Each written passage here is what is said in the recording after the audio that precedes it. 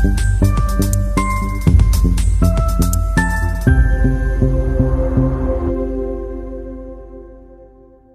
you ever wondered how pathologists identify specific proteins or disease markers inside tissues under a microscope? The answer is immunohistochemistry, or IHC. IHC uses antibodies to bind specific antigens in cells. That binding is revealed by a visible label, turning molecular interactions into observable tissue patterns. Over decades, IHC has become essential for diagnostics, especially with formalin-fixed paraffin-embedded tissues where morphology and molecular identity are needed together. This video will explain the core principles, common staining methods, antigen retrieval approaches, and a step-by-step staining workflow you can visualize under the microscope.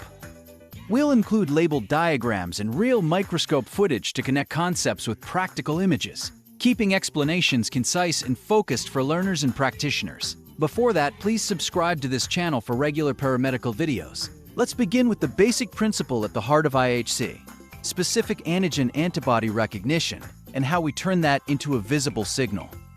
Antigens are proteins or molecules in cells. Antibodies recognize unique epitopes, binding with high specificity dictated by their variable regions. Specificity allows pathologists to distinguish cell types, lineages, or disease markers. Sensitivity depends on antibody affinity and the detection system used. Antibody formats include polyclonal and monoclonal. Monoclonal antibodies target a single epitope, while polyclonal mixtures bind multiple epitopes on the same antigen. Controls are crucial. Positive controls confirm staining works. Negative controls detect nonspecific background or reagent issues. Fixation preserves tissue but can mask epitopes. That's why antigen retrieval is often needed to restore antibody access to targets.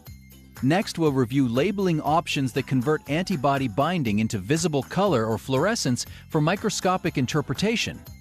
Chromogenic detection uses enzymes like horseradish peroxidase to convert substrates into colored precipitates visible by light microscopy. Common chromogens include DB, which yields a brown deposit, and AEC, which produces red staining in certain workflows. Immunofluorescence pairs antibodies with fluorescent dyes for high-contrast imaging, multiplexing, and subcellular localization under fluorescence microscopes. Signal amplification techniques, such as polymer systems, increase sensitivity while minimizing background, compared with older biotin streptavidin methods. Selection of detection depends on tissue, antigen abundance, and whether morphology or multiplex molecular detail is required. With principles and detection options clear, let's walk through antigen retrieval and a practical staining procedure step by step. Start with properly prepared formalin-fixed paraffin-embedded slides. Deparaffinize and rehydrate through graded alcohols to water before retrieval. Antigen retrieval restores epitope accessibility. Heat-induced epitope retrieval uses buffered solutions and controlled heating like a pressure cooker or water bath. Enzymatic retrieval uses proteases to expose epitopes in sensitive cases. Choose conditions carefully to avoid tissue damage or lost morphology. After retrieval, block endogenous peroxidase and nonspecific binding sites with blocking solution to reduce background staining. Apply primary antibody at optimized dilution and incubate as recommended. Proper incubation time and temperature affect specificity and sensitivity. Rinse, then apply the secondary detection and amplification reagents. For chromogenic IHC, add substrate to develop visible color deposits. Counterstain, dehydrate, and mount slides for microscopy. H&E or hematoxylin counterstain is commonly used with chromogenic IHC for context. Under the microscope, interpret staining pattern, intensity, and cellular localization. Report findings in the context of morphology and controls.